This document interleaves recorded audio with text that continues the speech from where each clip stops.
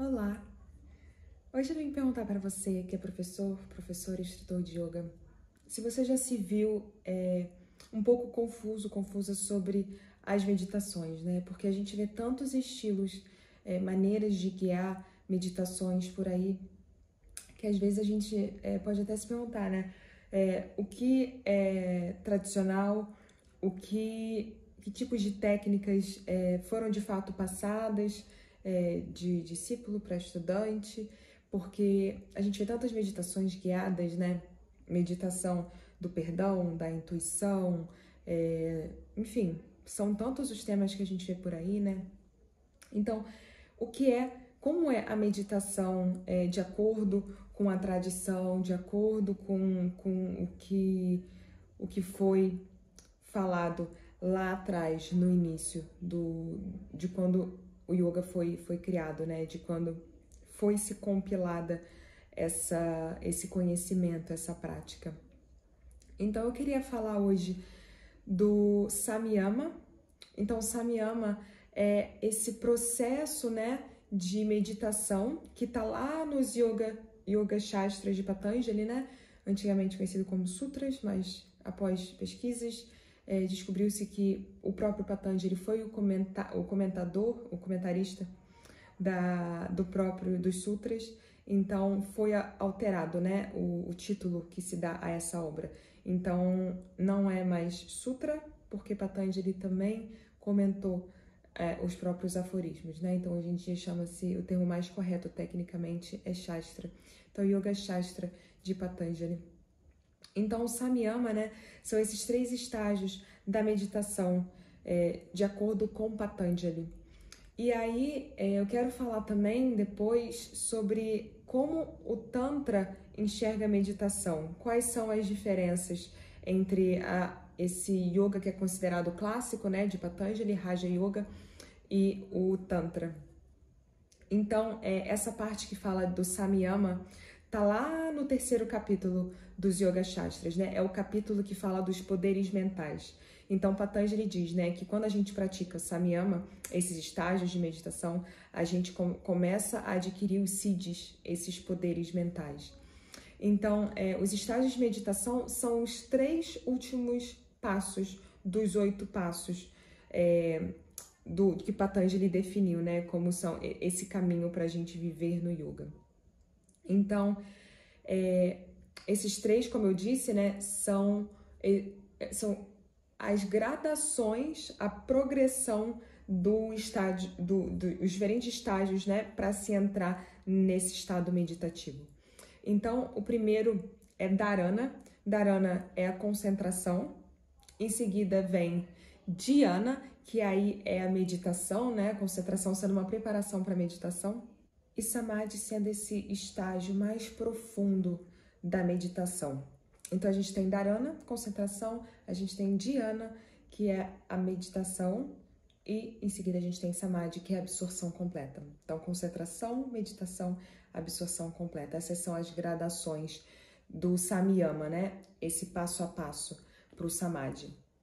Então, na verdade, o Samyama, né, na realidade uma continuação da mesma prática. Então, é como se fosse uma gradação, uma continuação, uma progressão, um aprofundamento da prática. Então, é como se a gente fosse amadurecendo na nossa prática de concentração, de meditação, para ir trilhando esse caminho. Então, é essa sequência, né, que o Samyama se refere, esses 3 passos que a gente dá. Então, na realidade um trabalho interno, porque no primeiro momento dos 8 passos de Patanjali, está se falando de uma relação com o mundo externo, né? Tanto é que a gente começa nos niyamas, que são as abstenções que a gente faz para viver bem em um coletivo, para viver bem em sociedade. Aí vai cada vez ficando mais sutil, né? Vai cada vez se recolhendo mais. Depois a gente tem os yamas, que vai falar das observações internas que a gente faz, nós com nós mesmos, para a gente, comportamentos que a gente pode abraçar para a gente evoluir, para a gente crescer com a gente mesmo. Depois vai ficando mais sutil, né? A gente tem os asanas, as posturas físicas, a gente tem os pranayamas, os exercícios de respiração, aí a gente tem o pratyahara, que é esse momento de transição, né? Pranayama e o Pratyahara já são esse momento de começar a internalizar esse caminho. Então, Pratyahara é o momento que os sentidos já não estão chamando a nossa atenção para o externo, a gente está recolhendo os sentidos, está começando a internalizar todo esse processo, né? Então, o Samyama, né, esse momento final do caminho de Patanjali, que são os 3 últimos passos, é esse momento de trabalho interno. Então, se a gente for parar para falar um pouquinho de cada um, o primeiro momento é a concentração, dharana. Então, esse é o momento em que a gente fixa a mente em um ponto. A gente está trabalhando a concentração. O objetivo aqui é ter esse foco único. É esse momento, assim, de a mente trabalhar, se esforçar para que a mente não se distraia. Então, o foco, ele é cultivado por meio da concentração em um só objeto. Então, nos Yoga Shastras, né, Patanjali, ele não especifica que objeto é esse, ele não especifica que ponto seria esse, né? Mas no próprio Mahabharata fala-se de exemplos, né, do que a gente pode direcionar a atenção, direcionar o foco, como partes do corpo, como objetos externos. Pode ser também o próprio fluxo da respiração, pode ser um mantra, pode ser Trataka. Trataka é essa prática de ficar observando, o olhar fixo na chama de uma vela para trabalhar a concentração, né? Para trabalhar dharana. Então, essa é outra forma, né? Outra técnica de trabalhar a concentração. Então, existem diversas formas de trabalhar a concentração. Então, até no Vishnu Purana, né? Os Vaishnavas, na meditação, um objeto de meditação muito utilizado é a forma de Vishnu, né? Porque, segundo essa linha, não existe forma mais atrativa do que a forma de Vishnu, né? E aí, isso se traduz em Brahma, né? O absoluto. Então, tem essa opção também, né? De objeto de concentração ser o absoluto, ser o Criador, ser, enfim, como você gostaria de chamar, né? Eu estava usando o exemplo dos Vaishnavas. Mas aí, o ponto é que na concentração, o foco é começar a disciplinar a mente para se mover para esse estado meditativo, né? Então, nessa fase da prática, o objeto em si, ele é menos importante do que se colocar nesse estado meditativo. Então, é uma preparação da mente, né? É como se fosse um exercício para ir fortalecendo a mente, para ela adquirir essa capacidade de se manter repousada em um ponto só. Então, esse estado de concentração que é exercitado, né? Existe um esforço para manter a atenção no objeto. Então, a mente se distrai, volta. Se distrai, concentra de novo. Se distrai, concentra. Então, é esse estado de ir concentrando, de trazer a mente de volta para esse ponto fixo. E aí vai chegar o momento da meditação, dhyana, né? Então, a meditação é esse momento da concentração da mente em uma imagem. Então, esse é o momento que na concentração existe esse esforço de manter a mente concentrada. Na meditação, é como se esse esforço diminuísse. Esse esforço vai caindo e a mente se mantém ali suspensa, ali naquele um fluxo contínuo, né, do pensamento ou da imagem do objeto da meditação, vai ficando contínuo, vai ficando menos com menos interrupções, né? Então, é uma mente que ela começa a se distrair bem menos. O pensamento, a mente, né? O fluxo da mente fica mais constante. E isso é a maneira que Patanjali fala, né? Da meditação. Depois eu vou falar de outra maneira de enxergar isso, porque Patanjali fala muito da mente que começa a se estabilizar, da mente que não flutua, que não oscila tanto. Então, quando a imagem do objeto de meditação começa a fluir sem interrupções, ininterruptamente na mente, quando a mente ela pode se concentrar exclusivamente naquele objeto, né, sem distração, é nesse momento que a meditação, né, dhyana foi alcançada, segundo Patanjali. Então, à medida que a mente vai se tornando focada nesse ponto único, a consciência começa a fluir sem esforço. É o que eu falei, né? Na concentração tem o esforço, na meditação o esforço cai. Então, sem esforço, esse fluxo é ininterrupto nesse objeto. Então, é como se essa mudança da percepção fosse o nosso intelecto, né? Como se começasse a ser sobreposto por uma inteligência, de fato, né? Então, a mente pensante, a mente oscilante, para de oscilar ou diminuir essas oscilações quando se está nesse estado de meditação, né? E aí, as qualidades daquele objeto que a gente estava lá na concentração, estava fixo, estava com a mente fixa naquele objeto, na meditação, essas qualidades desse objeto vão sendo transmitidas para a pessoa que está meditando. Então, começa a haver essa aproximação muito grande do objeto e do sujeito, né? Então, nessa fase da prática, o objeto em si é muito importante, porque qualquer coisa pode ser objeto. A gente pode trabalhar a concentração olhando um bolo de chocolate, digamos assim. Um exemplo bem aleatório. Esse pode ser o nosso objeto de concentração, porque nessa fase dharana não se especifica qual é o objeto.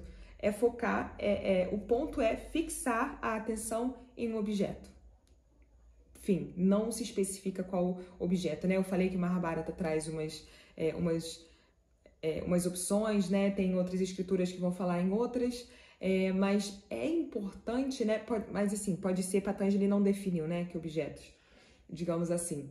Mas é importante nessa fase da meditação que o objeto definido ele seja um objeto escolhido cuidadosamente, porque a gente vai continuar as qualidades, né, desse objeto vão ser transmitidas para quem está meditando, para a gente.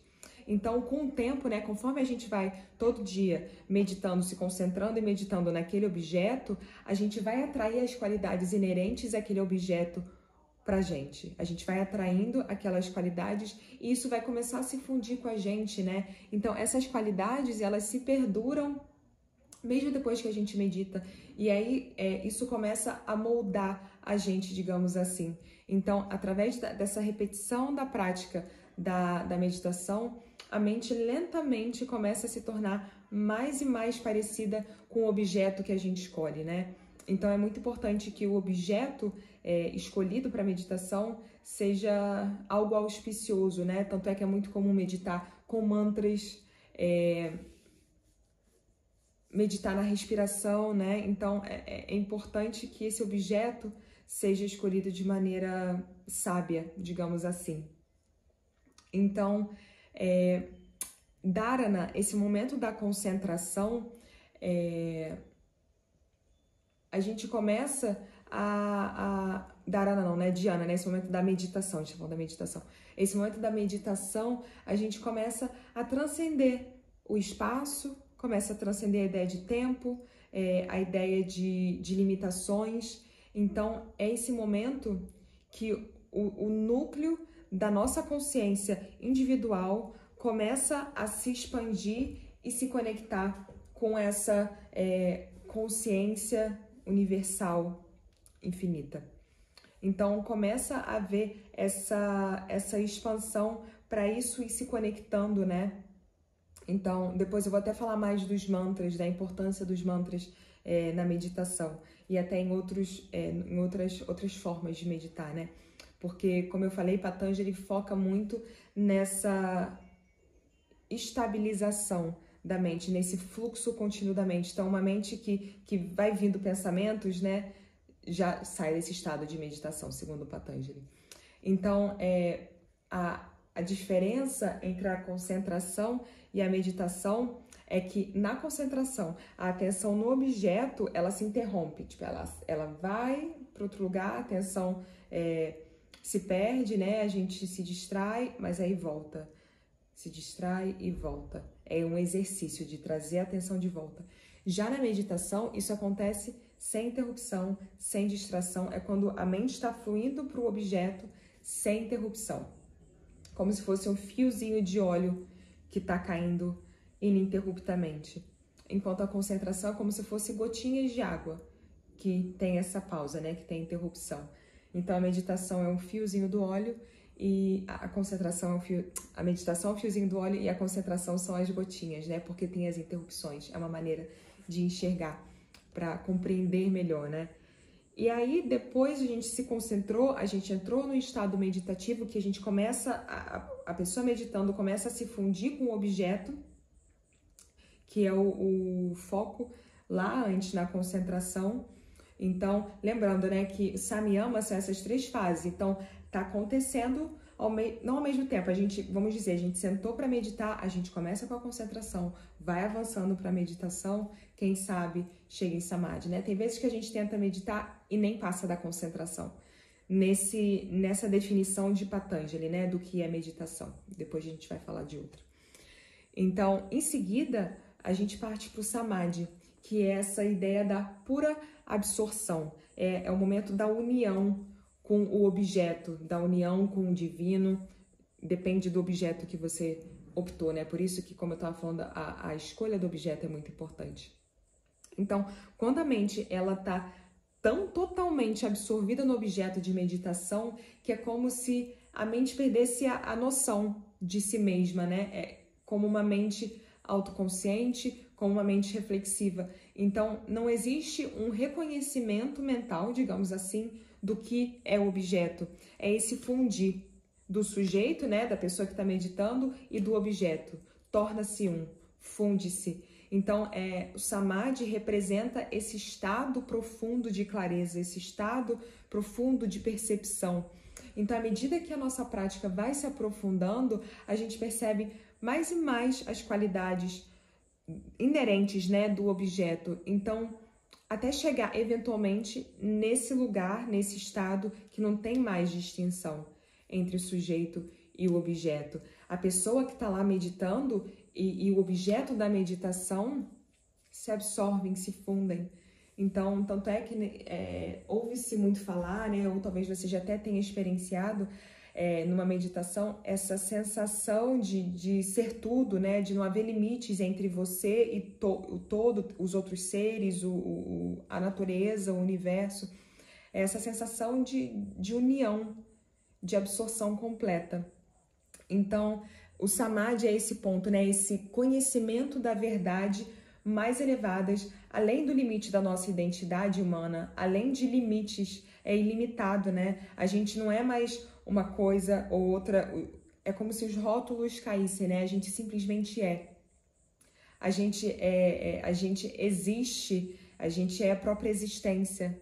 Então, quando a gente toca esse espaço, né, do Samadhi com consistência, né, esse espaço de consciência verdadeira do eu, a gente começa a tomar decisões baseadas nessa verdade que a gente conheceu, né? Então, as decisões, né, é até aquela parte da mente, o Buddhi, que tem um discernimento bem formado, um julgamento bem formado, que a gente quer fortalecer, que a prática da própria meditação ajuda a fortalecer Buddhi, né? Então, a partir dessa repetição, né, de constantemente chegar nesse momento de Samadhi, que a gente começa a tomar decisões baseadas nessa verdade que a gente conheceu, dessa absorção que a gente experimentou, né? Em vez de tomar decisões baseadas na verdade limitada da nossa identidade, né? E aí a gente começa a fazer escolhas e ações, né, que nos direcionam à nossa verdadeira essência. Então, é o último estágio, Samadhi, de realizar a nossa verdadeira essência, a nossa verdadeira natureza, né? E aí, chegar nesse último estágio, né, é o que muitos chamam de iluminação, é esse estágio de autorrealização. Mas aí, né, isso tudo que eu tô falando, o Samyama, é essa forma de enxergar a meditação de acordo com Patanjali. Então, isso é uma das formas, né? Então, tem maneiras diferentes de enxergar a meditação, tem interpretações diferentes, tem filosofias diferentes que vão falar disso. Então, Patanjali vem, a linhagem, né, digamos assim, de Raja Yoga, é o caminho do Raja Yoga, que fala desses 8 passos, né? Que é Patanjali que compilou essas ideias que já existiam antes e chegaram aqui a gente, né? Até hoje. Outra coisa que eu ia falar é que é sempre bom lembrar que o contexto de Patanjali é uma prática que nos leva à renúncia. Então, é uma prática que eventualmente vai se abdicar da vida cotidiana, digamos assim, dos prazeres, né, de ter uma vida, de ter um trabalho, de optar por se casar, porque no caminho de Patanjali, né, nos 8 passos, tem Brahmacharya, que é se tornar celibato. Então, é ir abdicando, né, da vida como a gente conhece, né, do nosso cotidiano que a gente conhece nessa vida moderna, digamos assim. Então, o contexto de Patanjali é alcançar essa renúncia, é se retirar da sociedade como a gente conhece, para viver esse recolhimento, para viver cada vez mais profundamente esses passos, né, o caminho do yoga. Então, é uma visão que envolve a renúncia, que envolve se tornar asceta. Então, é bom a gente lembrar desse contexto para compreender melhor, né?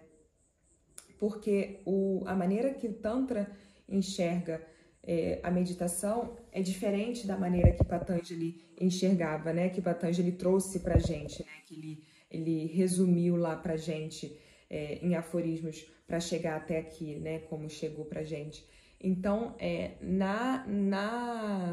no entendimento tântrico, a meditação tem como objetivo despertar esse mais alto potencial da mente, né? Então, a maioria dos caminhos de meditação, usando Patanjali agora como esse exemplo que eu falei agora, foca em tornar a mente quieta, né? Em acalmar, fazer a mente parar de pensar, parar de oscilar, para que a gente possa ver o que está além dela. Então, muitas técnicas de meditação, como Patanjali, se utilizam dessa técnica de parar a mente, estabiliza a mente, para ver além, para enxergar além, para dar um mergulho mais profundo do que o que está aqui nesses pensamentos que ficam pipocando na mente.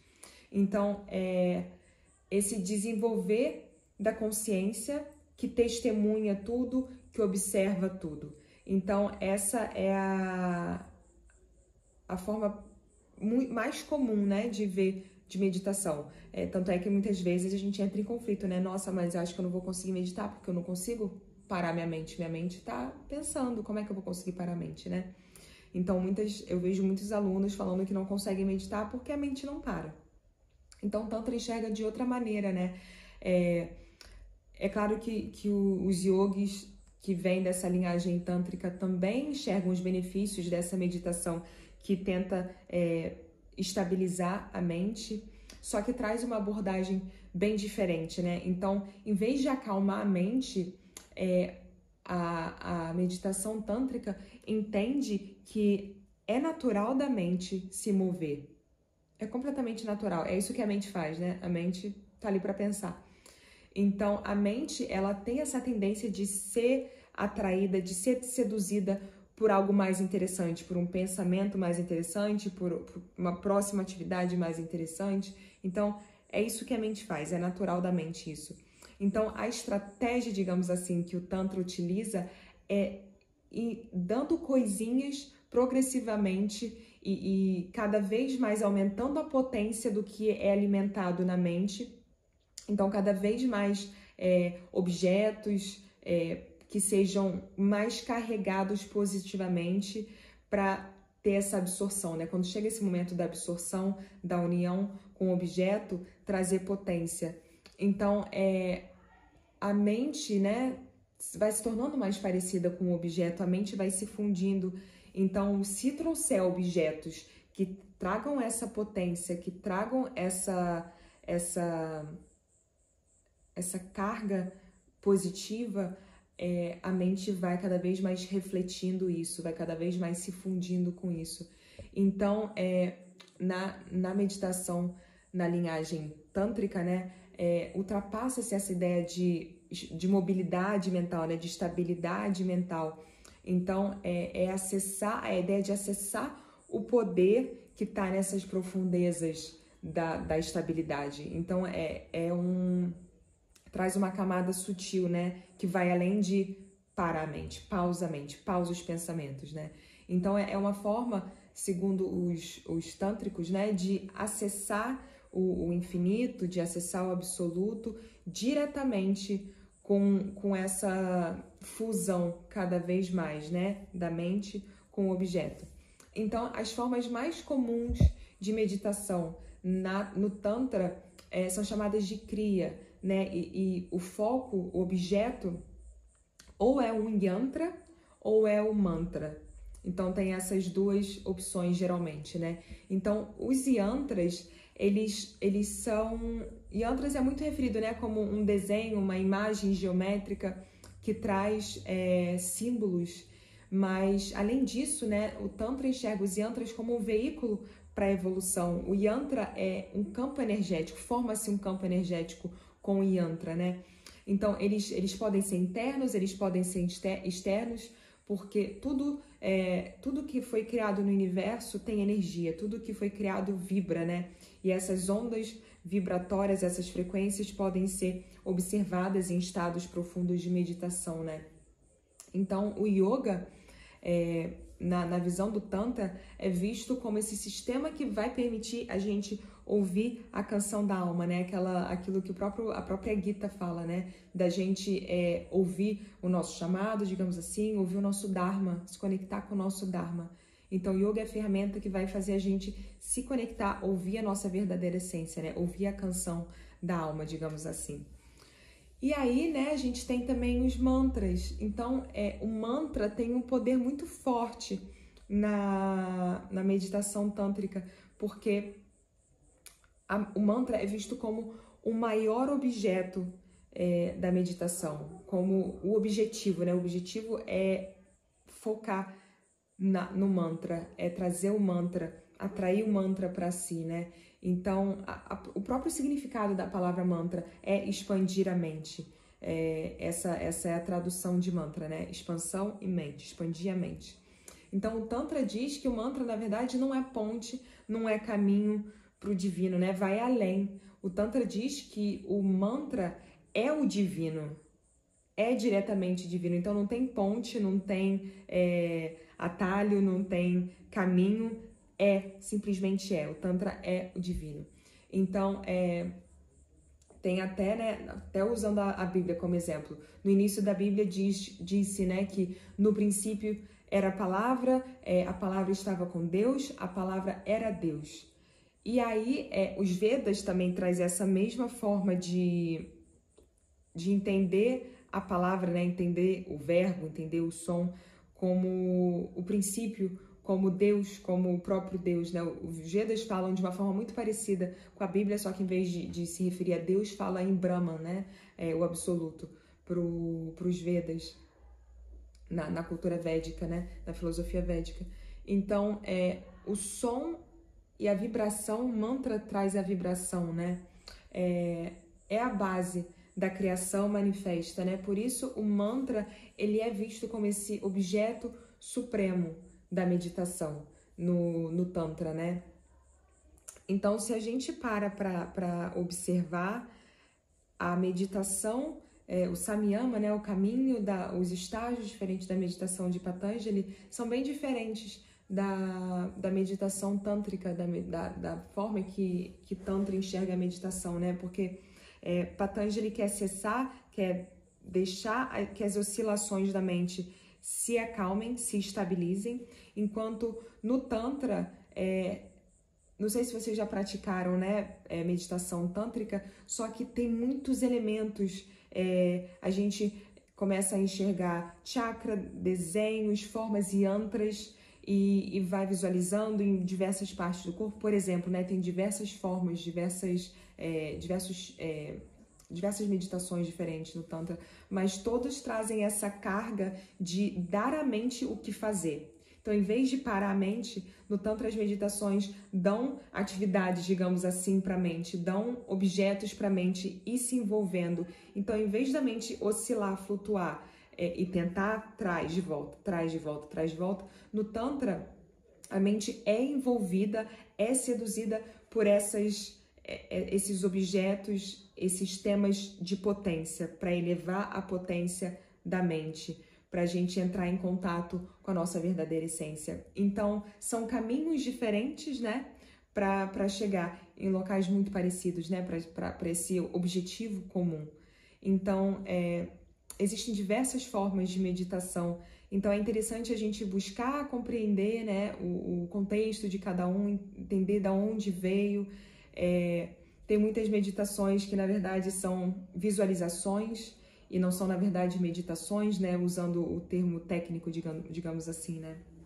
E aí, como eu estava dizendo em relação ao contexto de Patanjali, né, da renúncia dos ascetas, o Tantra acabou sendo, quando surgiu, né, foi um momento revolucionário, porque o Tantra podia ser praticado por qualquer um, né? Então, no Tantra, não era um requisito que se virasse um renunciante. Então, o Tantra era aberto a todos, né? Qualquer pessoa podia praticar Tantra, que aí se conecta, né, com Yoga, se conecta com Ayurveda.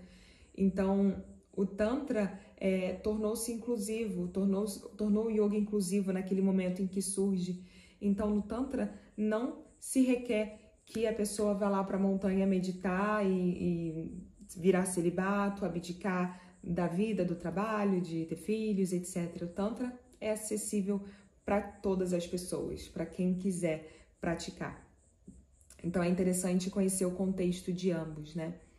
Então, depois você me fala, comenta aqui se você pratica algum desses estilos de meditação específica, se tem algum que te atraia mais, você se sente mais contemplado, né? E tem isso, né? Algumas pessoas vão se sentir mais atraídas, mais conectadas com um certo tipo, outras com outro tipo, né? Não tô falando que existe certo e errado, é só interessante a gente conhecer essas duas formas diferentes. Existem muito mais formas, né? Eu tô usando duas como exemplo, para a gente cada vez mais tendo entendimento mais completo dessas práticas, né? Então, fica à vontade para comentar como é que é para você, qual você opta, qual funciona melhor para você. E agradeço a sua presença, é um prazer ter você aqui. Te vejo na próxima, muito obrigada, gratidão, namastê.